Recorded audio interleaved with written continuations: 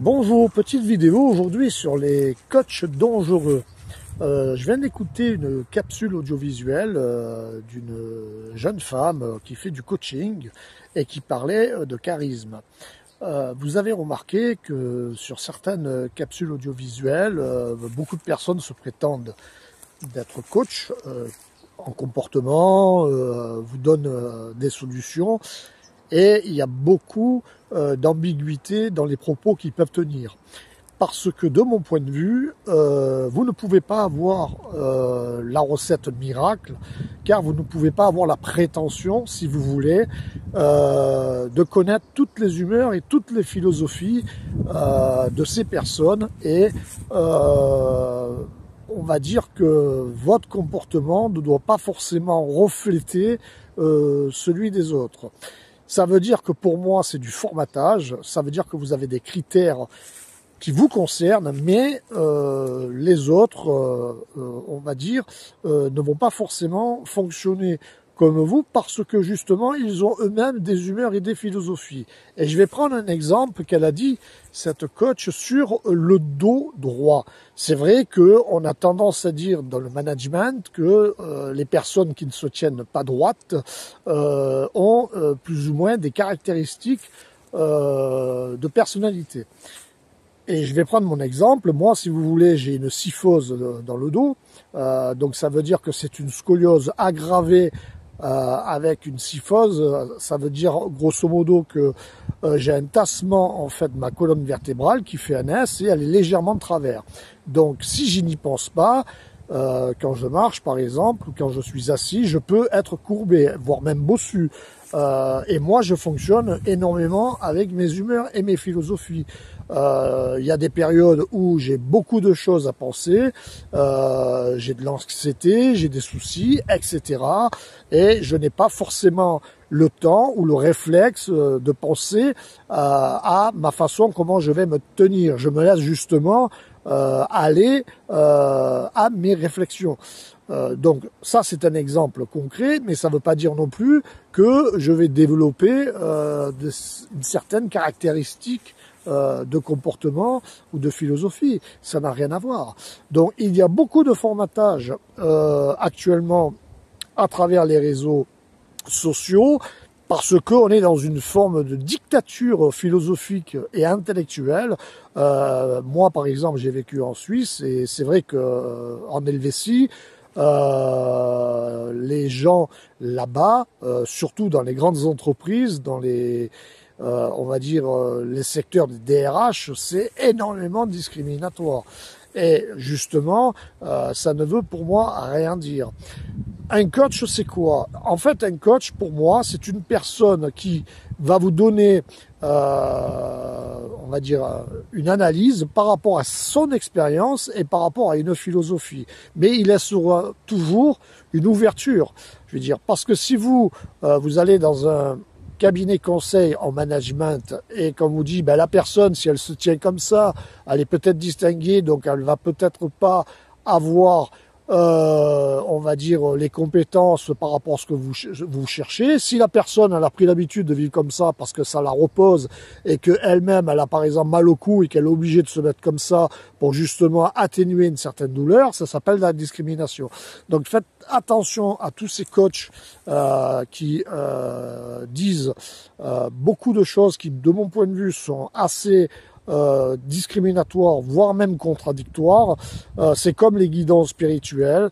Quand vous faites une capsule audiovisuelle ou que vous dites quelque chose, c'est toujours mettre en avant votre expérience, bien entendu dire certains ressentis et surtout donner des ouvertures. Peut-être que tu pourrais essayer de faire comme ça, etc. Parce qu'au moins une personne, si vous voulez, moi par exemple, je suis on va dire, d'une personnalité, je vais faire une approche, on va dire, frontale avec les gens. Donc moi, je ne vais pas forcément juger par rapport à ce qui vous êtes, ce que vous allez dire. Par contre, je vais regarder les actes et je vais regarder aussi quelles sont les contradictions par rapport à une interaction. Moi, j'ai eu un exemple cette semaine avec un employeur, c'est une agence de communication, donc qui vend des capsules audiovisuelles publicitaires. J'ai envoyé donc les rushs, j'ai envoyé les contrats qu'ils m'ont proposés, en sachant que j'ai eu à plusieurs reprises des incidents vis-à-vis de ma correspondance avec eux. Premièrement, longueur pour répondre aux messages, le nom d'artiste qui n'était pas forcément mentionné, deuxième renvoi avec inversion de l'orthographe. Donc dans mon esprit, une agence de communication qui propose de vendre des capsules audiovisuelles publicitaires et qui n'est pas fichue d'avoir un minimum de professionnalisme, moi, la décision a été très claire. J'ai mis un terme à la collaboration.